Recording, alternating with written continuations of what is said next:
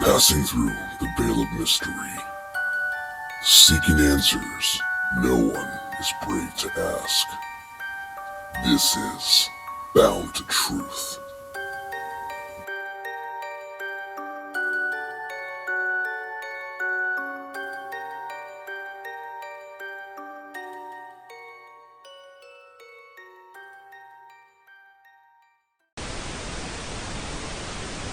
Hey, everybody. Good morning. Welcome to Bound of Truth. I am Christopher Lopez. Got another episode today that I'm going to share with you with a gentleman named Steve Ghostman. Talked to him a little bit. Has a pretty awesome story that I really like that he's going to share today. And I'm not going to tell it, of course, because that's why I invite him on. He's the first-hand person to share that. And sorry if I'm a little slow this morning. I'm having brain fog this morning, so I'm a little off kilter regarding how I'm talking. So, anyways, I'm gonna bring him on and get him going here. Hey, Steve, I apologize. That was probably my worst introduction ever, but hopefully you can make it better when you tell your story. Yeah, that's all good. Excuse me. So, anyways, thanks for coming on, Steve. I know we met through a mutual person, Gary White, who's just an extraordinary human being. Love that guy to death. Incredible man who brings people together, and he has such a big heart. And so, I'm very blessed that he introduced both of us together. Now, Yeah, same here. yeah. Glad So, you did. Gary, sorry. So, Steve, sorry about that. I almost called you Gary. Again, I'm off kilter. So, Steve, pretty much share what you shared with me. Talk about your history, how you got started and what you've been doing, and just kind of share it with the crowd and see how people can like maybe connect with you and kind of like, holy crap, I'm not alone type of thing with when it comes to these events that are considered odd and weird in a world. But please go ahead, talk about yourself, man. All right. Well, let me kind of start that with I'm a paranormal investigator, and I've been doing this for over 30 years. But now to what got me into that. When I was around 7, 8 years old, I was living in Clearfield, Utah, and place we were living in, my bedroom was downstairs, and like you go down the stairs, you go to the right, it's my bedroom. Go to the left, it's a big room and then under the stairs is the bathroom. And why that's important is coming up. Okay, there was uh, there was a time where I had just come back from the bathroom and sat down on my bed, and all of a sudden, okay, my room was kind of dark anyway, with the lights out, except for a furnace room that had the flames kind of flickering on the wall. But I all of a sudden everything went really dark, and I almost like you're passing out or something. I was wondering what the heck, and then everything came back, and then there was a figure right at the foot of my bed. It was a shadowy figure that it was like a silhouette of someone in a cloak with a wide, almost like a Clint Eastwood style hat, Mm-hmm. but it had glowing red eyes. And I was in shock at the moment. I just freaked out. I'm the only way I can get out of there is to run past it to get upstairs. And Right. but I figured, well, it's either do or die because I didn't know what the intentions were. So Mm-hmm. man, I mustered up everything I could and ran past it and upstairs and uh and into my parents' room. And I kind of had my stepdad wasn't necessarily a good dad, and Mm-hmm. but anyway, I was afraid of waking him up, so I just covered myself with a rug at the foot of their bed on the floor. And of course, I was there when they woke up and caught hell for it. But but then it had happened two other times after that. But the second time, it it appeared again that I had just got into bed, covered up, and again everything went completely dark. And then when it come back, there was that shadowy figure. There was a shadowy figure. It didn't look quite the same.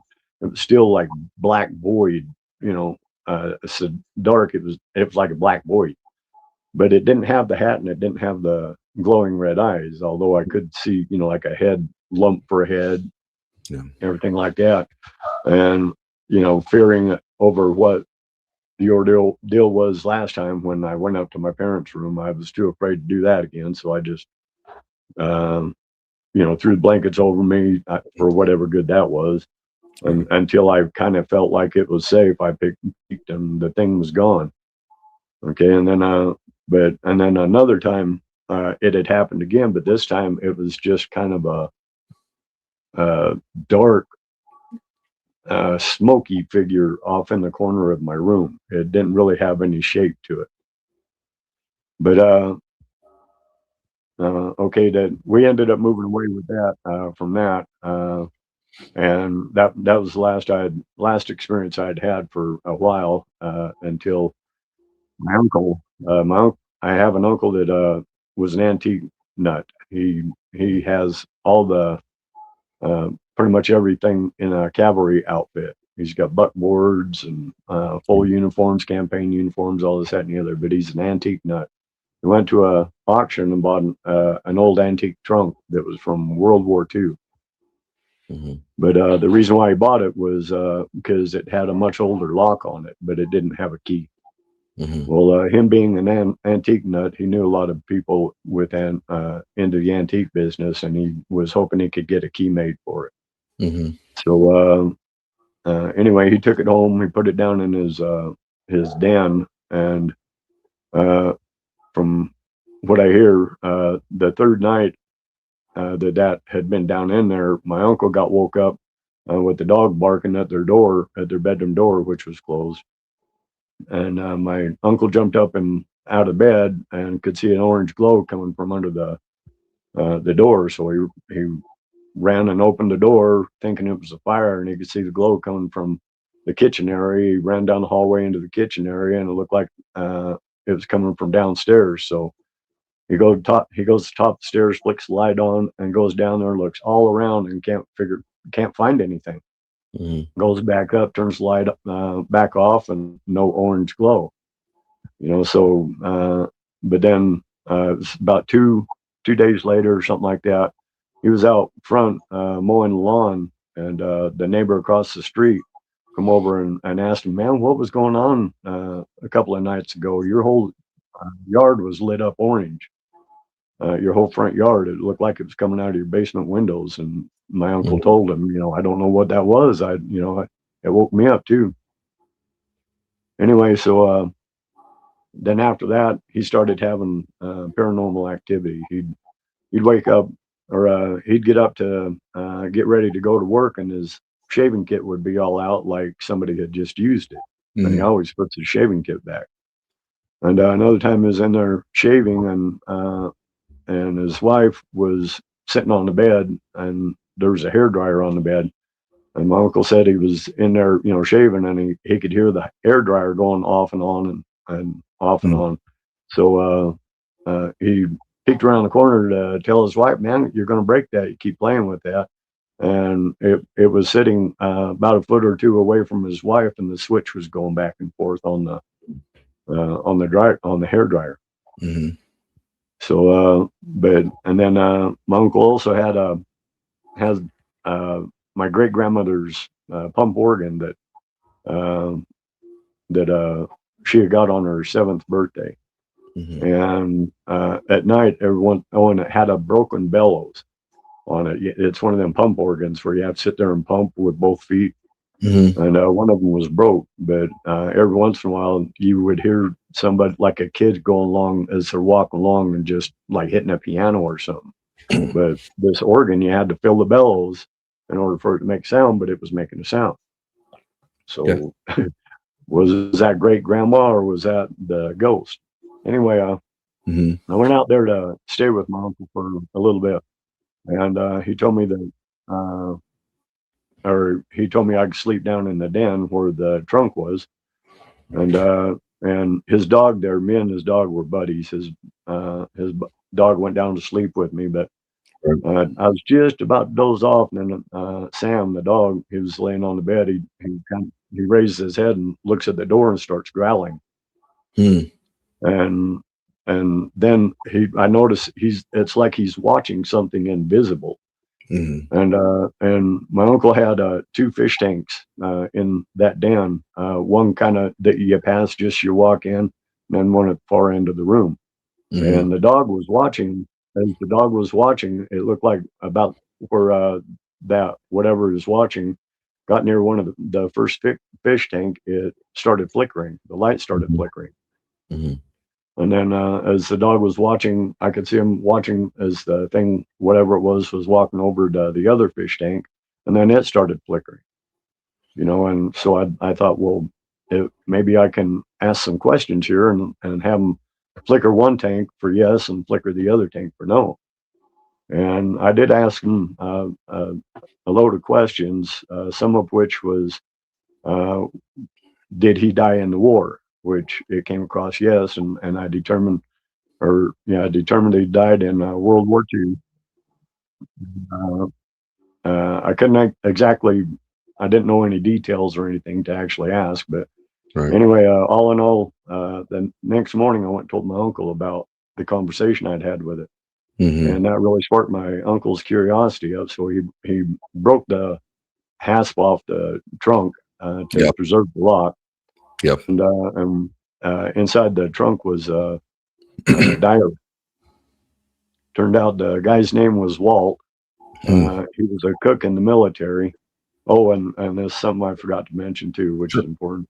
Whenever whenever that ghost would come around, you could smell a stale hospital smell, which we really thought was odd. Well, it turns out he died in the hospital. He was a cook in the military, and his encampment got ambushed, and he got some shrapnel in his upper leg.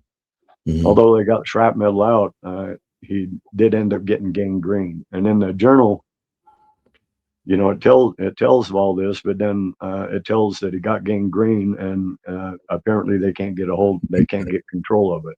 His writing started getting real shaky and everything, and then it quit. So we assume that's when he passed away. But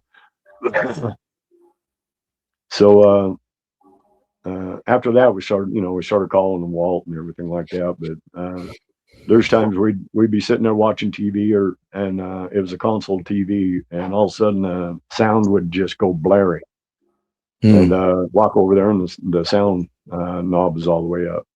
There'd be lights that would sit there. The switch would sit there and go up and down and up and down and stuff. A lot of the stuff that he would mess with, I think, was stuff he didn't necessarily have in his time, and he was curious. That's fair enough. I would be too if I was amongst the future incredible technological endeavors, right? What does this do? What does that do? This is incredible. But anyways, go ahead and keep going. Okay, so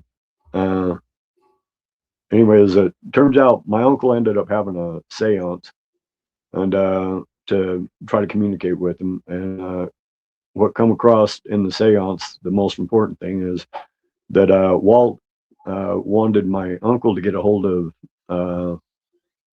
apparently it was his wife, and tell her that he's okay, that he misses her and he loves her, and he gave like a rural phone number, and but it was a phone number that was like back in World War II. Right. My uncle traced it down, and it did at one time belong to his wife, but it had long been out of service. So he wasn't really able to resolve that. But after that, things really calmed down. That the activity would only happen just once in a while or something.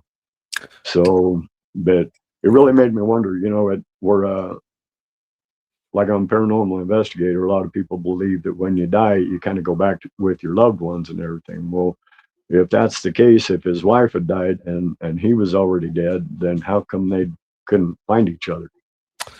You know what? I'm glad you brought that up, because I'm gonna ask some questions. We'll definitely get into your adventures in the paranormal and so forth. But I want to go back to these two experience stories. But to touch base on that, I was listening to a podcast episode called "The Exorcist Files," And there's an actual exorcist priest on there. It's very, I encourage you to listen to that one. That's really, really good because, you know, people get this, get the feeling with, you know, and there's a lot of different dogmas. When you're dead, you either go to heaven or hell, right? You know, in the Catholic Church, in the belief, there is the belief of purgatory. I don't know if you've ever heard of purgatory before. Have you heard of purgatory? Yeah. Okay. So it's a mystery.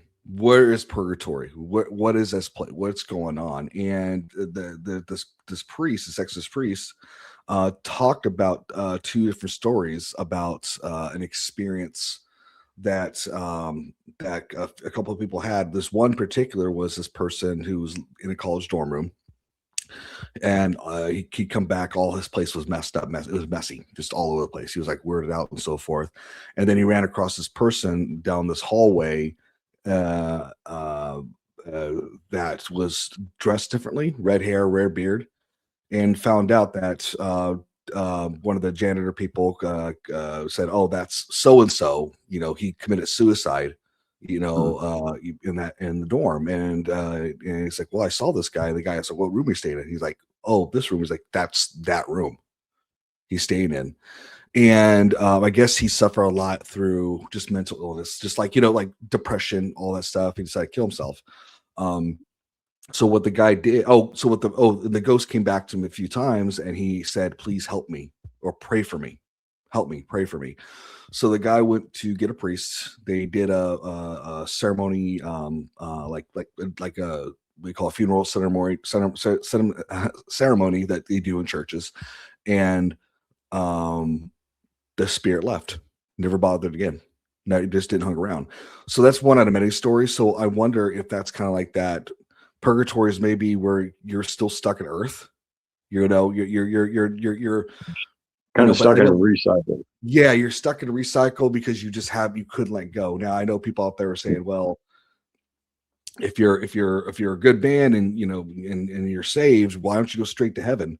You know, didn't Christ die for the sins? It's like, well, it's not a question about dying like Christ, like that. Oh, you're still paying for it. It's just that we have a free will, we have a choice, you know, to move on. That still happens, and we don't know, and that's a one-way trip. So I wouldn't know on that, but I wonder if that's the case with Walt, that he just, you know, that he realized, okay, at least they did everything he could, and his wife could be in heaven. So we don't know. I don't know. You know, we have no idea. I mean, does that kind of? I mean, what's your thoughts on that? Well, the Gnostic teachings state that once you die, you're greeted by so-called loved ones and everything like that. But they claim that those loved ones are false images, that they're archonic mind manipulation. That like when you die, you according to the teachings there, when you die, you uh, you appear to be greeted by loved ones and everything, and there's a light. They want you to go into the light, but what that light is a trap to keep you into the recycled reincarnation.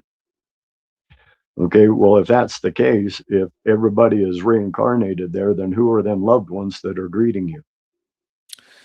You know what? Let's put a pin on that for a second. It was funny that you're bringing that up because I've been watching some videos regarding this particular thing. What I want to go back to is the experience that you had with the shadow figures and the experience with this ghost. Did you feel different? Like was it different? What was the two difference between the experiences? Like you got Okay, one that's a ghost, well, one, yeah. okay. In my later years, I come to realize that those shadow figures. Okay, of course, I was afraid. I was just a kid. I didn't know what that was, you know. Right. But It's in my true, yeah. later years, I come to realize that, man, you know, running past that one, if it wanted to do me harm, it could have. You Right. know, any of them, if they had wanted to do me harm, they could have. I think they were possibly just watching me, or maybe I somehow was able to see into their dimension, and they didn't. You know, um, some people do. I mean, some people can see spirits and stuff like that. I don't know if I had a moment of that, or I'm not sure just how that came about. Right. But that really started me on I think that was the key, one of the key things that really started me on my journey for paranormal investigations. And then my experience with Walt was validating that I could actually communicate with him. Well, even before you discovered who this person like Walt was, or who what Walt was, I mean, would you say that that's still, even though you're a bit older, would you say that experience was different? Like this is strange. Maybe it shocked you, but were you not scared at all? Well, oddly enough, when it came into the den there, I Yeah. really didn't feel scared. I was like, well, that's weird, Mhm. it was, I think it didn't really sink in what I had done until afterwards, and I was like, holy shit, Yeah. you know. Yeah. So I just communicated with a ghost. Okay. So Okay. and then especially when we broke the trunk open and read uh, that diary, and it helped to validate a lot of the questions that I had asked, and was able to confirm. So that, and I was getting intelligent responses.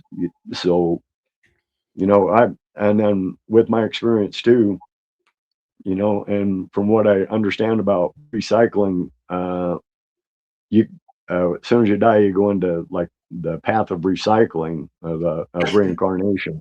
Hmm. Then if that's the case, then was that really Walt or was that Narcon? I don't know. I, Yeah. I, Let's I let's don't talk. have a definitive Yeah. answer there. Go ahead and go into that. Let's what you said, Arcala. Let's go. Let's definitely turn back into that about the Gnostic teachings that you were talking about regarding the recycling and Narcula or Arcula. I'm sorry. What was it called again? Archon? Archon. Sorry, I apologize. Archon. So Yeah, let's Demiurge and Archons. yeah, let's go back into that regarding the recycling and the death and how you can go. Let's go revisit that reading that you learned. Can you go back and let's re-talk about that a bit and go deeper? Okay, well, without getting into too much depth, I mean, I really would recommend, people doing some research on the Gnostic beliefs, because what they have to say, and then if you overlay that into what's going on with politics and religion and stuff like that, you will see their influence. You'll be like, oh heck, this really is what's going on. The elites, I believe, even I'm not sure if you're familiar with Anunnaki. Very, very familiar with Anunnaki. There are a lot of arguments that the Jewish religion stemmed from that, or that the Sumerians took it from the Jewish people. There's always like who came first, the chicken or the egg, but I'm very, very familiar with the story. Yes.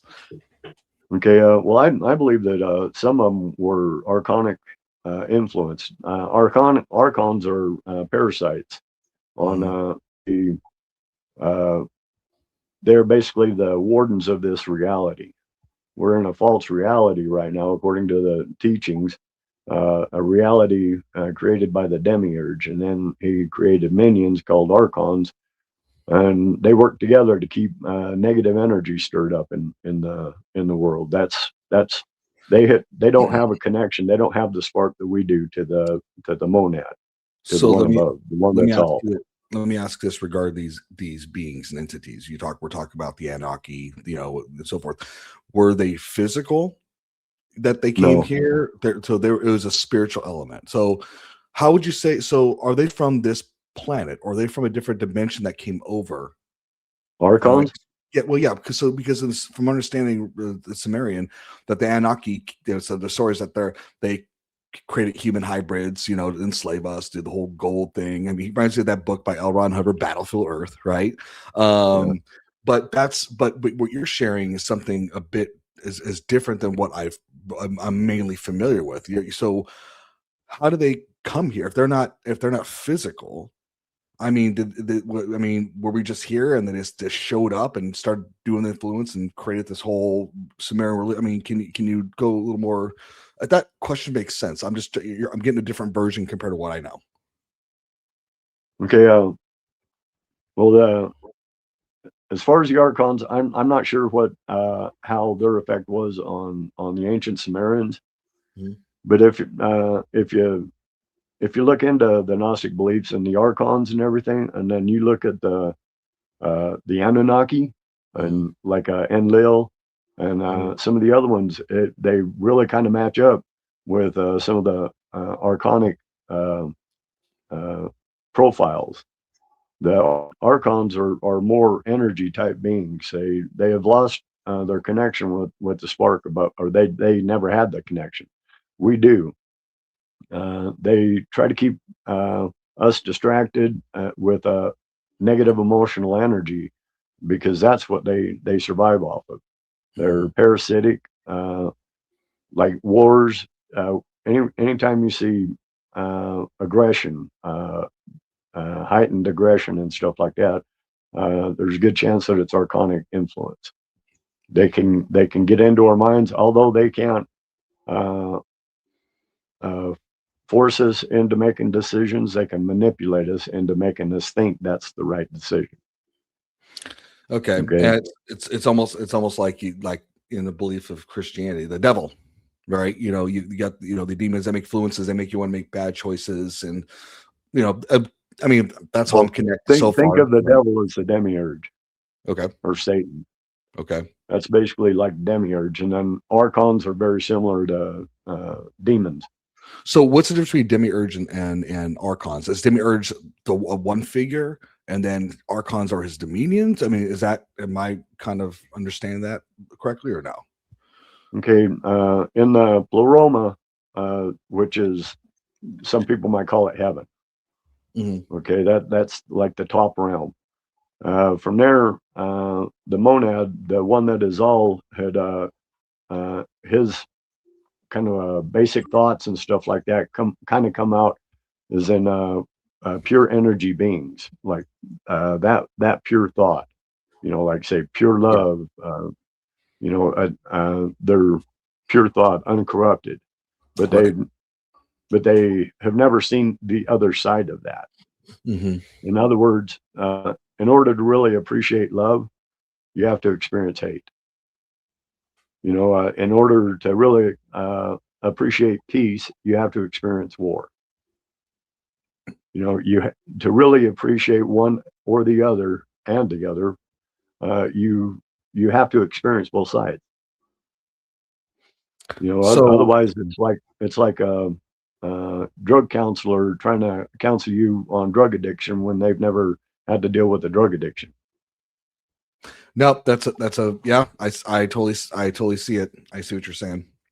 That But that makes sense. Yeah, it's like telling somebody I know what you've been through. I'm like, dude, you never done you never done yeah, with this the chemicals I've done. So it's hard to really tell. You can read about it all you want, but until you experience a little bit, it's hard to really yeah, connect on that much level. And yeah. In that's my not younger days, I've done some drugs. and by the way, And, that for any therapists and psychologists out there, that's not cramping your style. I believe in therapy. I call them referees in life. We're just trying to make a point here. So please, no hate mail. yeah. Please, please, please. I respect your profession. Um, so this is really fascinating stuff because then because this helps go with more of that paranormal investigation. But you got me really tied in more with the Gnostics to really reread it because I've read it and I've gotten confused quite a bit. There's some interesting things in there, but it makes me kind of want to reread it again with the perspective of what you're sharing, which like okay, I'm getting some okay interesting moments here. So why so we're let me ask you this, and I hope this ties with everything. Were we created but have we always been naturally here, born like existing naturally born here, or have we been created by an entity or being? Like, you know what I'm Well, saying? Like people say we're that missing link between apes and chimps like us, right? And all of a sudden, here's humanity, right? Where we genetically manipulated for a reason for this because of these beings, or have we always been here? And then sorry if that question's kind of off. I'm just curious because again, I'm comparing two different stories with what you're sharing with the Anunnaki, and then compared to what I know that from what I've heard about them creating humanity to do their bidding. So I'm just curious, what's your thoughts on that? Well, the as far as our spirits are eternal. Our souls are our personality of that, and our experiences of that spirit. Gotcha. Okay, Okay. so our spirits have always been alive. This is right now. I mean that right now, this is our soul experience. The reality that we are in. We're experiencing what it's like to be in a material world. Okay, but we're all fragments of the of well, there's some of the Gnostic teachings that say that we're fragments of Sophia. Sophia is the one that created the demiurge. Sophia is from the pleroma. She is one of what they call aeons. Yeah, Okay, I've the heard of that. aeons Yep. are. I'm sorry, what? No, I've heard of that. Keep going. Sorry, I've heard that. Yeah, keep going. Okay, but Sophia translates to wisdom, and she's always in search of wisdom. But that curiosity got her in trouble. Okay, they in Pleroma they have their other half. You have feminine and masculine. And when they create together to create a balance in whatever they create. Okay, so Sophia, just out of curiosity, wanted to see if she could create something on her own, and she ended up creating the demiurge. The demiurge is described as kind of like a serpent with a lion's head and blazing eyes, with fire blazing out of its eyes. Well, Okay, that's but interesting. Look at the Egyptians with serpents and lions' bodies, so that's interesting. Yeah. yeah, Yeah. that's the demiurge. Okay. Uh, anyway, so Well, but the demiurge, well, ask us before you about the image. What was her purpose for that creation? Was it just out of curiosity, or did she also have a purpose for? it was out of curiosity, Okay, gosh, there was no and purpose. Like, but hey, what can I create? It's like cooking. Like, let's see if this tastes good. No, it was terrible. But anyway, sorry. Okay, good. yeah. So, but she created the demiurge, and that was like an abomination because it didn't have the balance of both parts. But so, according to stories, she hid him in like a cloud type thing. But in that cloud, all he could see was himself, and so he proclaimed that he is God and there is no God beside him. That actually made it in the Bible. Okay, that was No, also I know exactly where you're going with this, and I'm gonna have you continue. But Marduk had even said that. yeah, here's what I'm gonna. No, I know exactly where you're going with this, and I'm glad you're bringing that point up. But before we go in deeper, more into that, the demiurge is why didn't Sophia, in your mind, or if I ever said so, why don't you just destroy it? I mean, if I'm cooking something that doesn't taste good, if I'm Because making, she's not a destroyer. They Hmm, apparently they only have the ability to create. They don't have the ability to destroy. okay, all right, So, but anyway, go ahead, in this yeah, go ahead, yeah, in this go ahead, keep realm, the demiurge, believing that he was the ultimate god and everything, he ended up creating minions that he calls archons. The archons are basically like the demons are to Satan. Okay, they're kind of parallel. Mm-hmm. Okay, they pretty much have the same influence and stuff. They can get into your thoughts and give you some warped thoughts and manipulate your thoughts and everything. But just like some demons or what some may call hijackers, spirit hijackers, you walk by somebody that's got Yeah, a spirit attached to them and they jump to you. Okay. yeah, okay. So, So, yeah. oh, go ahead. Oh, so basically, where I'm kind of following this is and I've heard this and tell me I fall off base here. And guys, this is a conversation. I'm not here stating facts and so forth because I love Steve's interpretation, his reading on this because it's important that we ask questions. I really believe so. Yeah. That being said, are you suggesting or believing that the Old Testament God is the demiurge? The Old Testament God is primarily about the Anunnaki.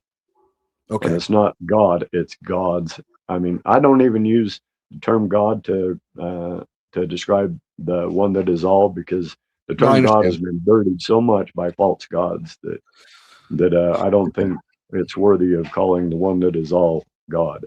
Well, so for what I understand is, again, it's going to sound egotistical just from a human standpoint, and then maybe I'm right or wrong. From what I understand, and please correct me if I'm off base, is that we talk about this recycling of the spirit, the soul, right? Mm-hmm.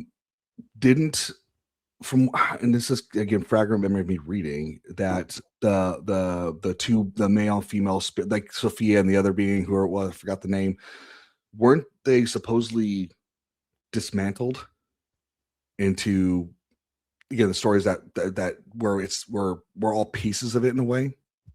Is that am I off base on that? Is that why No, you're saying the whole recycling thing? I mean, I'm it sounds crazy, but it's almost like because this being that was created it wants to be a God itself and doesn't want, and somehow supposedly destroyed the male and female celestial, divine divinities, you want to call it, and just fragmented it. And all of a sudden it's like our soul, it's like we all got a piece of it in us. So if I'm please correct me if I'm wrong. That's why I kind of understand, but yeah, sorry, go ahead. no, but like the aeons, but they were born of pure light and like specific attributes. Well, we have a combination of those attributes.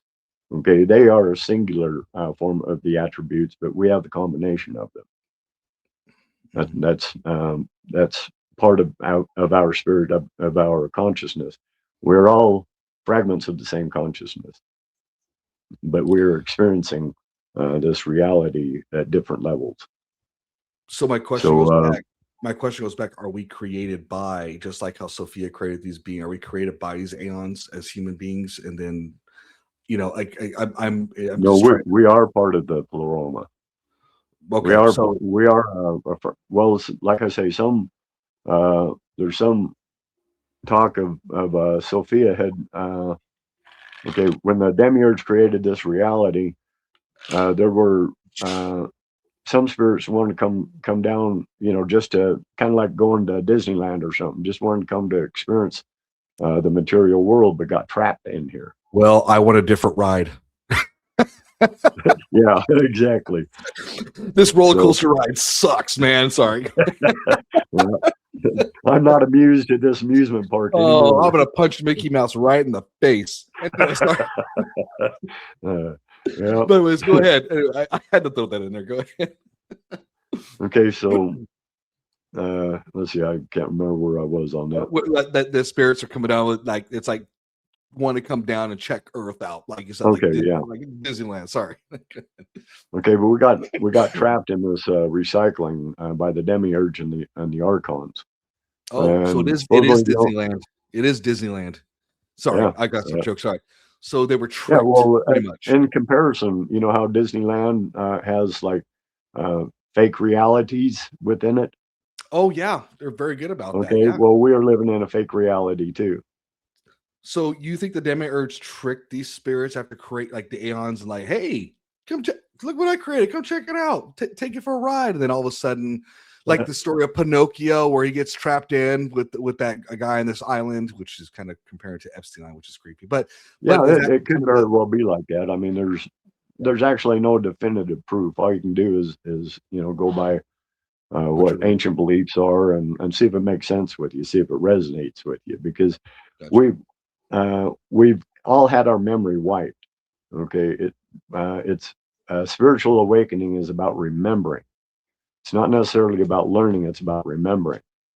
Okay, remembering what we have forgot. We need to remember that we're much greater than this.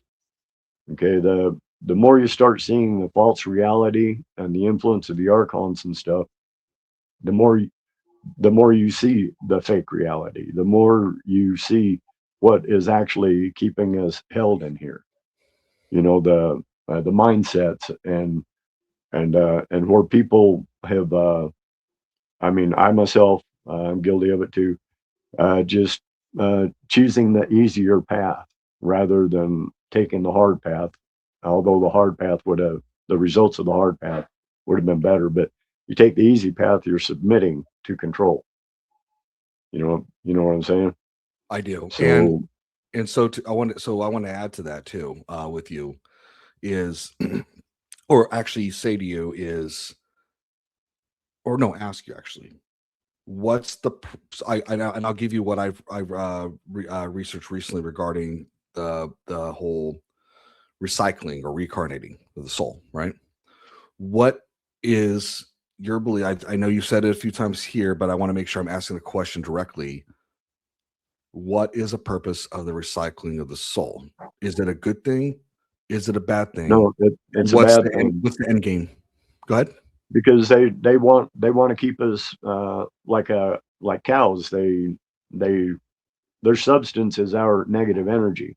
If we were just to return back to the pleroma, they would eventually run out of stock here. So we're pretty much the milk for these. Yeah, We're the exactly. okay.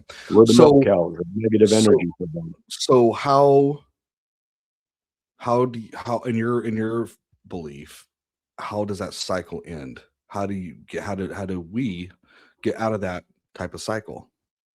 Okay, supposedly when we die, when we are approached by the loved ones and saying, you need to go back. You have unfinished business. You need to correct your karma. All this, that, and the other. Don't pay attention to that, and keep in mind that So that the so stories are so true. And every, so Buddhism is, even though it has great intentions, it's not a healthy like like that whole belief. no, that Okay. no. And that's not to offend Buddhists out there. We're just talking. All right. Just let you know, we respect and love Yeah, everybody. But go I'm ahead. not You know. dissing any religion. Yeah. I'm just giving my perspective. Yeah. Okay. Okay, so let's see, and so when we approach the light, we don't go into the light. We turn away from the light because the light is a false light. Okay, as soon as you step into that light, your memory is wiped, and you go back into reincarnation. So what about So people don't go seeing into the hell? light. What about hell? How do you not go to hell? That's the other thing too. Well, hell and heaven are a state of mind. Gotcha. They're You not an actual physical place. They're s- a state of mind. Even Jesus tried to teach this. so Jesus let tried to teach the Christ consciousness, and that's what the Gnostic Jesus was teaching Gnostic teachings. so let me And, ask you this. Yeah, let me ask you this question. So let's say, so with that plan with Christ, right? And we'll get into more of that too. With that plan with Christ, when someone is having a near death experience, I'm sure you've heard many of those stories, no, just for you being a paranormal investigator, and they're seeing Jesus talk to them and they go back to earth, or, because you hear people talk about that. Do you think that's just a trick well, of according to Gnostic beliefs and stuff, that's part of the trick. They can that they're uh, trying to they're trying to propagate they Jesus in their own way compared to what yeah, Jesus and the Gnostics? they're able to tap into your consciousness and see uh, what would influence you most. Would it be loved ones? Would it be Jesus? Would it be Buddha? Whoever, what would be most effective in talking you into going back? Gotcha. And what do you think? Why people who have near death experiences, why do they just take them on the spot and just recycle them? Do you think it's more of just like just planting a false flag when people show stories just to keep the cycle going? In those things, I saw this, heaven's real, or I was in hell and Jesus pulled me out and I came back in my body. I'm going to share this message. And again, I'm not dissing people who have near death experiences. I'm not, again, want to make sure that's clear because I don't want to take that away from anybody. But I think it's a good question to ask just to get your perspective on that. Is that just a propaganda machine by the archons, to keep that cycle going, not just in belief systems on this planet, but to take that experience back to share the stories, just to keep that rolling, to keep the machine oiled. Yeah, yeah, yeah, yeah. To Okay. keep it in, to get it in people's heads. Oh, when I die, I'll see Jesus. Yeah. Well, Or yeah. someone had a So near death when you experience and die, they're not that's there going to yet. be in your head. You're going to see Jesus. Okay. Okay, but that, according to Gnostic beliefs, and again, this is what Jesus was trying to teach. That heaven is within, not without. Okay, Jesus Right. didn't come here to be worshipped. He came here to show us the way. You have to walk the path. He shows you the spiritual way. It's up to us to unlock them doors and walk through. Okay, Jesus is not. If we're not going to do the work, Jesus ain't going to save you. So let me ask you this question, because I know in the Bible, the New Testament stuff that I've read, and I'm personally still a believer into that. But again, I like asking questions because I think it's really good to ask those questions. Oh yeah, for sure. I think we have a brain, use it, think and ask questions. It's not being offensive. Yeah, Nothing. see what resonates with you. Yeah, exactly. But I know in the Bible, Christ talks about how the kingdom of heaven is within us. He does talk about in the Bible. Now, I know there's differences in the Gnostic beliefs. One, about Christ being the Son of God, and then others about, and you can elaborate more about who Jesus is in the Gnostics. But before we get into that, then who created Christianity? I know people say the gospel, the disciples did. They went around, they got persecuted, but of course it became more dogmatic in the 3rd century by Constantine in Rome. Yeah, So Constantine help usher in Christianity, although he never converted to Christianity. and that's the thing too, is like, was Rome really conquered? Has Rome really gone? When it's No, actually, Rome just rebranded into the Catholic Church. and that's been the census about that. So, but again, do you think that Christianity reused the version of Christ that, like, so let's say if true that the Christ in the Gnostics is who you're saying that is, do you think it was rebranded by the archons to make it play more like, okay, we'll use this Christ figure, but we're gonna use it for our way, for our agenda, make Yeah, him a god, make him, you know what I'm saying? And do you think that was influenced, like you said, on humanity, kind of like the tap his shoulder, putting thoughts in the head to kind of create this whole divinity yeah, aspect? archonic influences in the churches. And anytime they teach you that you have to search outside of yourself for salvation, that's archon influence to keep you constantly searching, never Right. satisfied. Right. Okay, Christ, even Jesus had said, remember where he said, "Your father is not my father." When he said your Yeah. father, he was referring to the demiurge. Mm, okay. No, I see what you're saying. Um, because I know in the Bible, again, I don't know the Gnostics like you do. Christ in the Bible and by the Gospels, based on the Gospels of Matthew, Mark, Luke, and John, he says, "I am the Father and I are one." Is Because that, are we you all saying are. that? We are all part of the Father. Okay. So with that being said, I know he was very hard on the Pharisees because they were trying to obey the law. I mean, example, the woman who was about to be stoned, who was a prostitute, right? And back then, how back then prostitution. I mean, any adultery, any prostitution, you're dead, right? And Christ, they brought him to Christ saying, "This woman has committed adultery, broken a commandment. What should we do with her?" And they're about to stone her. And then Jesus is writing on the ground. No one knows what he was writing. Some were suspecting or said he was writing the sins of the Pharisees down, right? And he said, those who have not sinned, cast the first stone. Of course, the Pharisees is like, well, if we cast the first stone, then we're claiming we're perfect. But they're like, damn. And they all Yeah, drop the stones, right? yeah. And The churches teach you are imperfect, so how can they claim themselves to be perfect? yeah, and also in the Gospels too. And I don't feel, and again, the Gnostics, I get the stuff it says there's a lot of similarities. Of course, the Gnosticism that's written, especially about Christ, is very like crazy in depth. I'm not saying that in a bad way. It's like depth, right? And then the Gospels of the New Testament, and I'm just talking about the 4 Gospels because I'm not going to get into Paul. That's a whole nother subject to talk about. A lot of it is love and forgiveness, right? He called out a lot of people, but Christ spent Yeah. a lot of time with taxpayers and prostitutes, like, like, so to me, I don't feel that different, but I think maybe because to me, the New Testament's more of the simple message of love, faith, and salvation.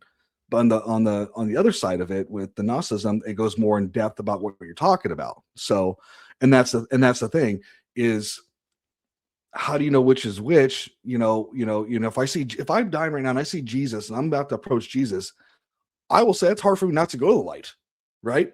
Because I'm seeing Jesus. But is that but and because you have people that say they're filled with love and peace and no worry and all this stuff. So I mean, how do you not want to go to that? How do you not, like I think I'm a good judge of character. If I go to a place and somebody's giving me a cloak and dagger, like I'm in retail for many years, and I usually have a good sense about people, about intentions.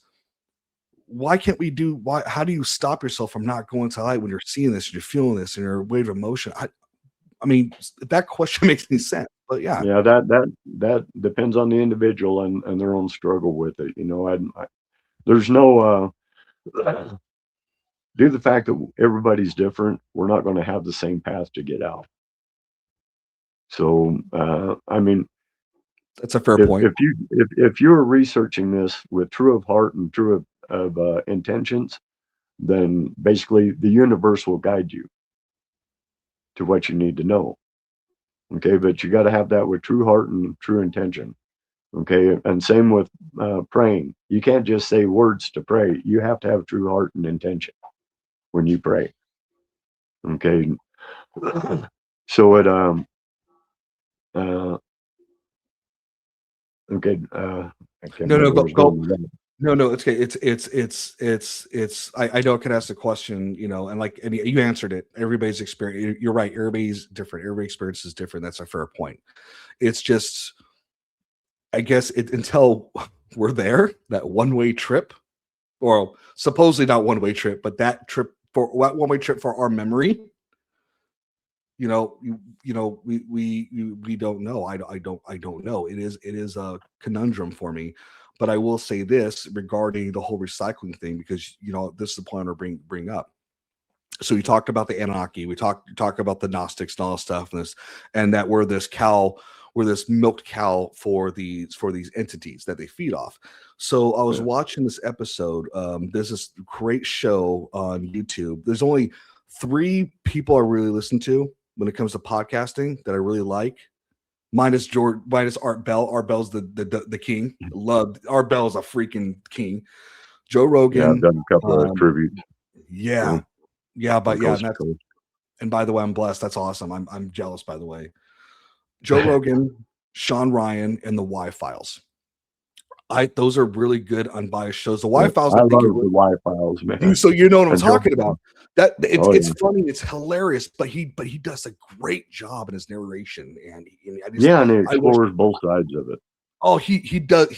It's like, God, if I had that ambition to really do that, I would. But I'm more of a Yeah, conversation type of person because I like to learn from people and I like to yeah, engage with yeah. people. But he did do a recent episode, believe it or not. This is recent. It's funny how this is kind of like this moment of we're just talking about this, and I just watched this yesterday regarding the event that happened in Roswell, New Mexico, which you're you're from. Yeah, So it's I was born hilarious. in Roswell. Yeah, born in Roswell, New Mexico. I know you live in Utah, but talks about this nurse who is helping this being out of the crash craft, right? And it was a gray alien, but the weird thing was, when she's talking to and so forth, she couldn't, wouldn't communicate. But however, it mind spoke, like it spoke Yeah, telepathically to her. telepathically.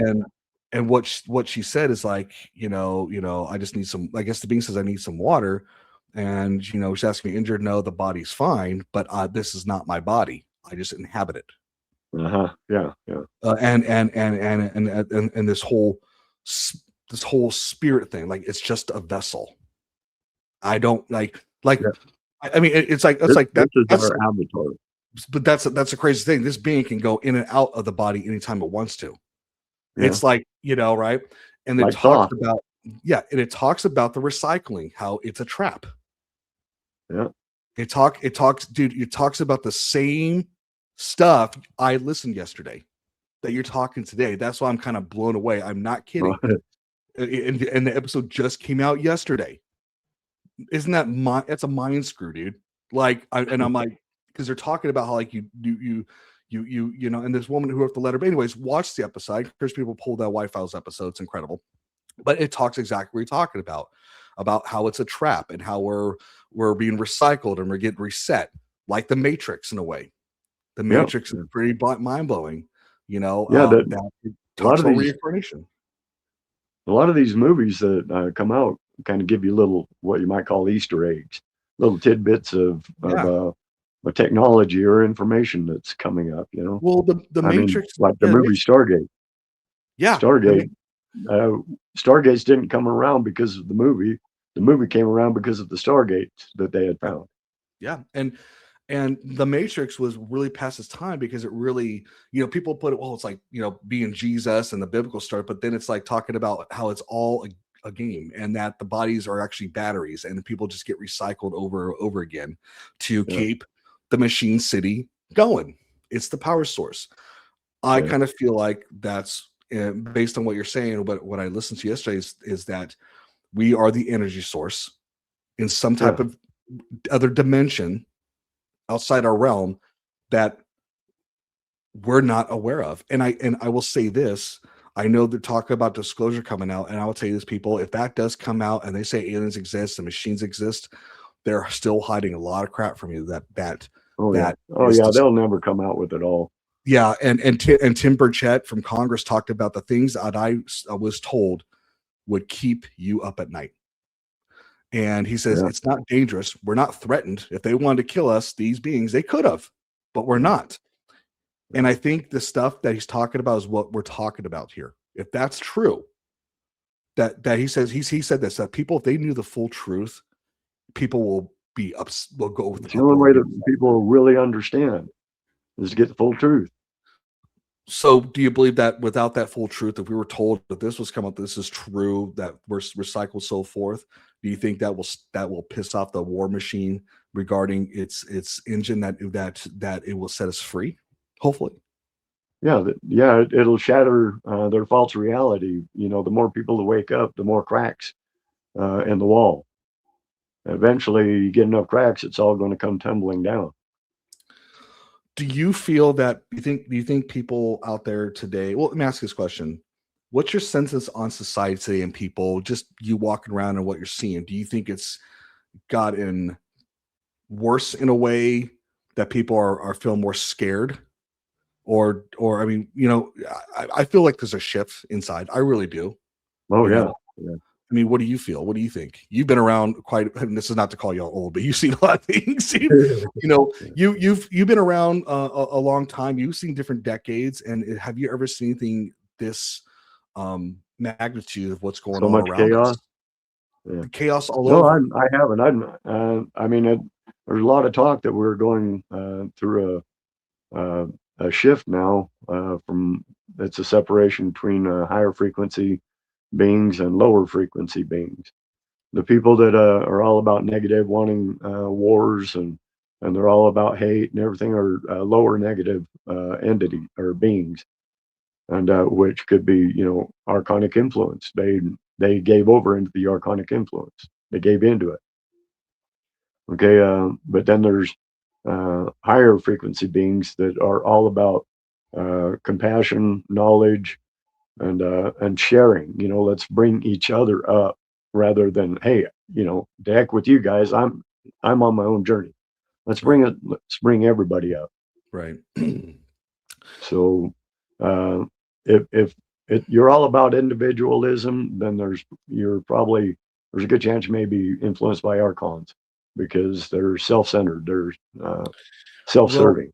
Well, I will agree with you on this one, and I'm just as guilty of it. Like, I think any human being is comfort. Because, and honestly, like today, I wake up at times, this is the first time in a while, I woke up with my wife likes to call the Sunday scaries.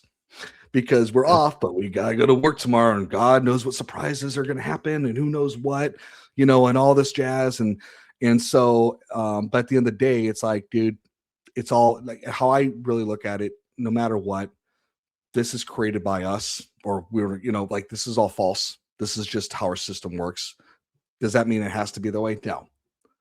There's other choices and other paths we can do to make our system better, to be it in love and unity. And I believe that, and I think forgiveness is a huge thing. I'm not saying people shouldn't suffer consequences, but I think forgiveness is healing, because it's a pill that, like I tell people, it's a bitter pill you swallow and hope the other person gets sick. And it's taking back that energy. Yeah. Yeah, exactly. Because reclaiming your energy. Yeah, there's like I said, we're all guilty of something. We've done things, and and there's people have done things to me, but I forgive them, because you know what?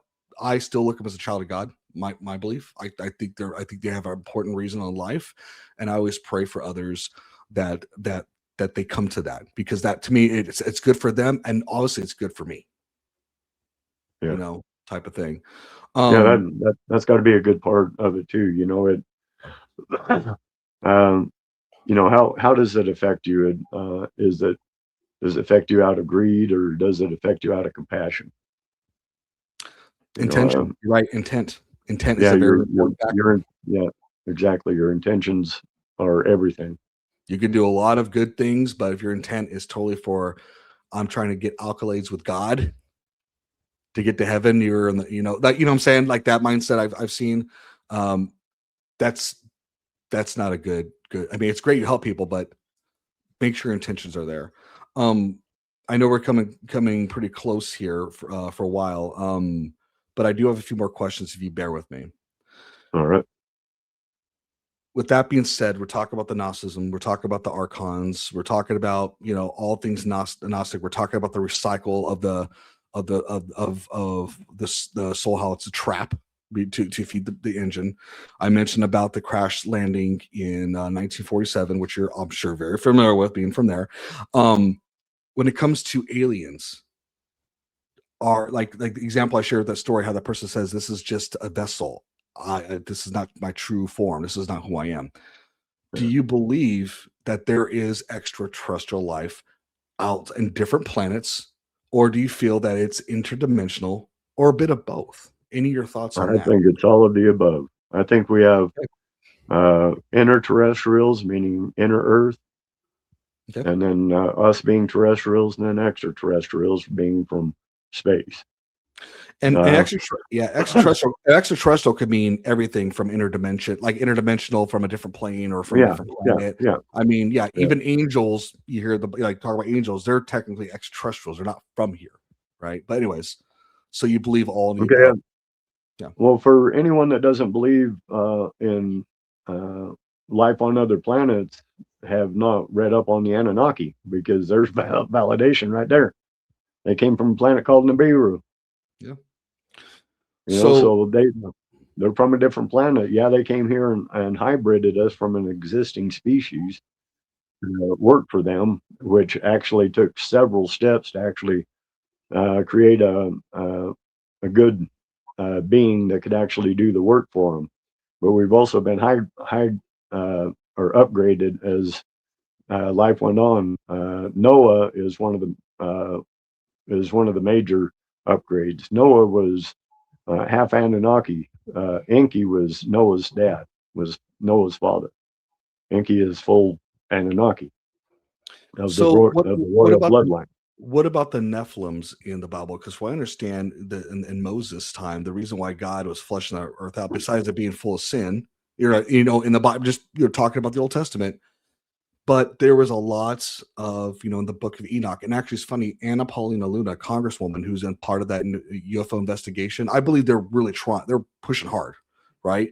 But she says, there are people that are really trying. She said, if you read the book of Enoch, she's saying this is what the beings are. They're Nephilims or fallen angels or this. Again, I'm talking about what they're saying. So what's your thoughts about the Nephilim being fallen angels, half hybrids of human and supposedly angelic spirits or archon, whatever you want to call them? What's your thoughts about that? Well, according to the stories of the Anunnaki, it was the Ijiji that came down and mated with the women and men. But the reason why they gave birth to giants, when we were created, we we were given the essence of the royal bloodline of the Anunnaki. The Gigi were a completely different species. They were a conquered species that they pretty much enslaved. Mm-hmm. Okay, but it was the Gigi that came down because they had been working hard labor on Mars and on Earth for thousands of years, and they didn't have any women. Okay, well, that finally it was Marduk that had actually married a human woman, and in that the Gigi felt, well, if Marduk can take a human wife, then we can too. And that's when they came down and took women of their own. But like I say, they were a different species. Okay, their genes weren't matched up to ours, and they gave birth to uncontrollable. You might call it a gigantism. That's where the giants ended up coming in. Right. So going back to add to that regarding a former Congressman Matt Gaetz, who came out on a podcast and talked about what he was read into by the witnesses, that there is a hybrid program. Yeah. Hybrid combining, we call alien DNA, extraterrestrial DNA with humans. Yeah. And Congressman Tim Burchett was asked about that. He said, I can't comment about that due to secrecy, which kind of gives yes, right? Yeah.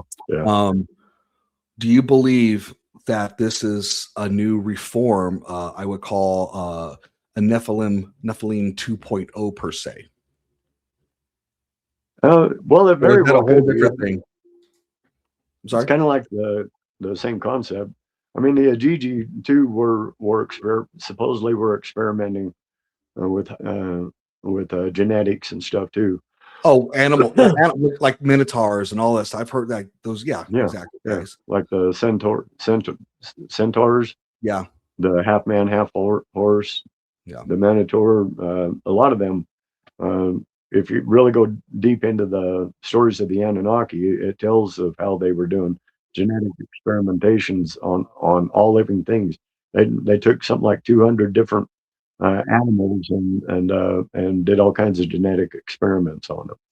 But do you think this is an influence by like the Anunnaki redoing this again, or you think this is a whole different ball game from some other entity, or just us as humans playing God and trying to just enhance our genetics somehow from these beings and entities? Like it's a whole different agenda. It's not the same agenda like it was done before.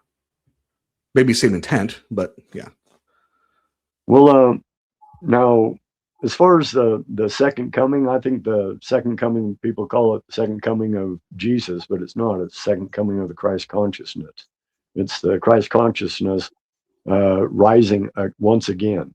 Okay, but I also believe it's going to involve the return of the Anunnaki. I mean, by many different people's calculations, the Anunnaki could be as close as even a year to 5 years away. I'll tell you, in the book of Revelations, they talk about the Antichrist. It's kind of similar in a way, where it comes to be this being that I am the Messiah. I am here to make things right. Type of thing. Well, you've heard Project Bluebeam? Oh yeah. Okay. Oh my God. There's that too. Yeah. I'll tell you this: Werner von Braun. If people don't know who he is, he was part of Operation Paperclip when we destroyed the Nazis, and we pretty much both the Russians and us were trying to grab as much scientists as possible. Werner von Braun was one to help us to get on the moon. Well, if you believe we landed on the moon, but to get us in the space supposedly. And he talked about 7 events that was going to happen. And the last one of the 2 events he talked about was that there was going to be a disease, like a fake of our lockdowns, which we had, COVID. And the other one is a fake alien invasion. That's why I talk about Project Bluebeam. Yeah. You know? That second coming is going to be, I think it's probably going to be a mixture of actual alien encounter, but also through military falsehoods, fake flags and stuff that the military's going to try to be putting out to I think that's in an effort to better control the narrative, Right. and to Right. keep people in a fear mongering stage. So And it, to yeah, Project Bluebeam.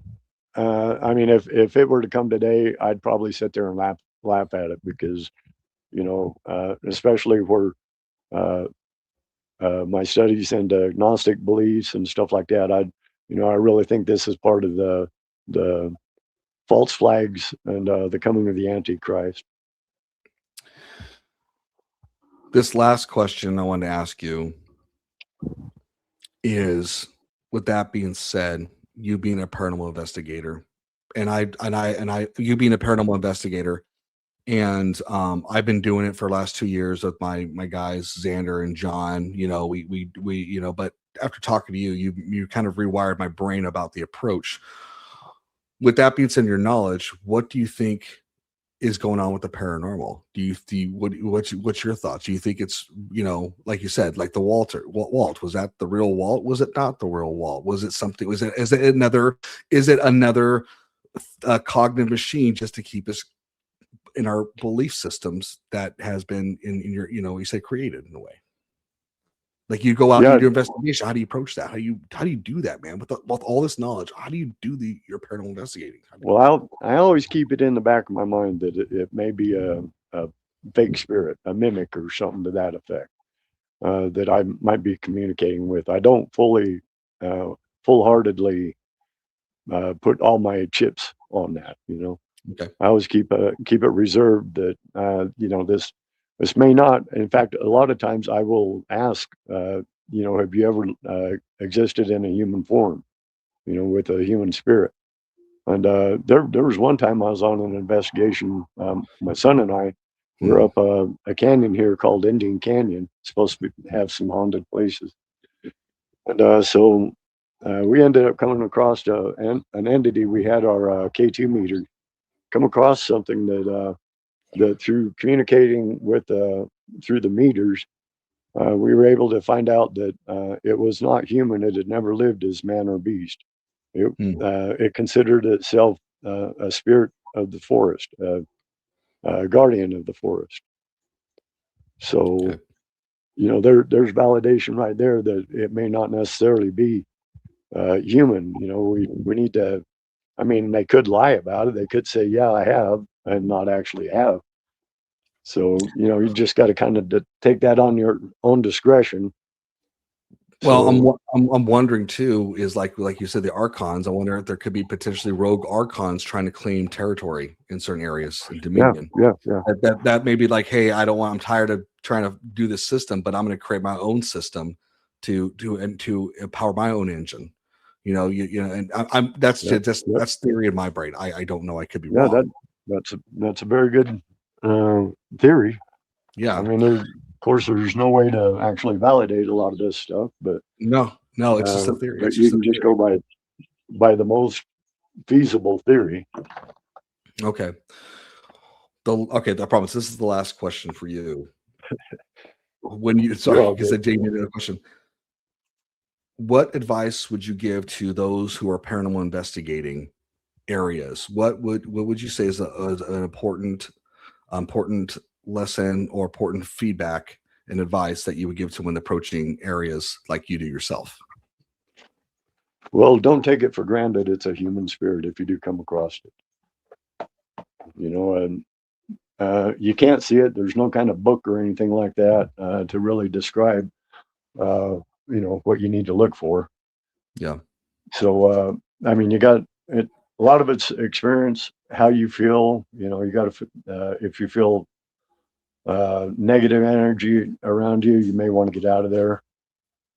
It's, I mean, I've gone into places that people, they tell me, "Oh, could you check out my basement or whatever?" Everybody that goes down there feels creeped out and everything. I go down there, I'm like, I don't find anything down there. I don't feel, you know, I don't. I think a lot of that people have it in the mindset that they see too many scary movies, Yeah. and so they think that deep, dark dungeons and everything have to have something creepy in it. No. So I don't think that's always the case. Right. I think people's minds play tricks on them. No, and I agree with that too. I totally echo that for sure. Before we go, is there any final thoughts that you want to share or say into anybody out there regarding of what we just talked about today? Because it's some pretty in-depth stuff, some mind-blowing thinking to do. But anything you want to say at the end? Well, there's what I'd like to say is the stuff that we've been talking about. I mean, take it with your grain of salt. Okay, if it resonates with you, then great. I would really encourage, if you're going to get into paranormal investigations, to there's a difference between ghost hunting and paranormal investigations. Paranormal investigations, you're going to research it. You're not out there just for the thrill. Right. I don't get excited when I come across contact or something like that. I'm just as calm as I am talking with you. But I've done it so much. So, and I train myself to keep myself neutral, my emotions and everything neutral, because I mean, I could have something come screaming up in my face, and I'm going to keep myself neutral, because chances are they're trying to do that to create a negative uh, response, a negative energy response, and I'm not going to give them that. Okay. That's well said. You got to keep yourself neutral, because they can, and have control of your fear, because they can use that energy against you. They can play mind tricks on you. If you like watching scary movies and stuff, I don't watch it so much for the thrill. I watch them to train my mind to get used to surprises, to things Right. you don't expect, to be able to grab a hold of yourself immediately. Yeah. So I'd even recommend that. You've got to be able to maintain your aura. You've got to have a positive aura about you, so that they can't use negativity against you, that negative energy against you. Okay. And I love that. I remember you said that before when we were first talking, and I really agree with definitely those points, that approach, and neutralize and neutral, keep yourself neutral in those moments. Well, Steve, stay on when we end. I'll do a little debrief. Everybody out there, I want to thank Steve Ghostman for being on this podcast. This has been, like all my other guests, every guest is special to me. Everyone has such great, unique experiences. It's beautiful to talk to people who are so diverse in what they do and their experiences. And most importantly, regardless of the subject, it's good just to connect with people. This is what we need Yeah. to do. It's the healthy Well, thing. and try Yeah. to spark people's curiosity. Get in there and try to do some of this research. Like the Anunnaki, man, I had heard it so many times that I was finally like, well, man, maybe I need to look into this. Yeah. And man, I really dove deep. It's a Yeah. deep rabbit hole, but it's an interesting one. It It can be def- confusing. It can it- be it- confusing, but the more you research it and everything, the more you start to understand, what's going on. yeah. Amen to that, man.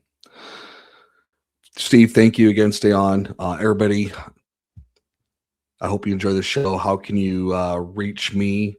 boundary234@gmail.com. I'm on Facebook. I'm on Spotify, on YouTube, all the other popular platforms out there. Again, like I said before, ask questions, think for yourself, have a conversation, be a human being. See what And resonates with you. regarding agnostic or Christianity, God loves you and Jesus, man. Until then, see you on the other side.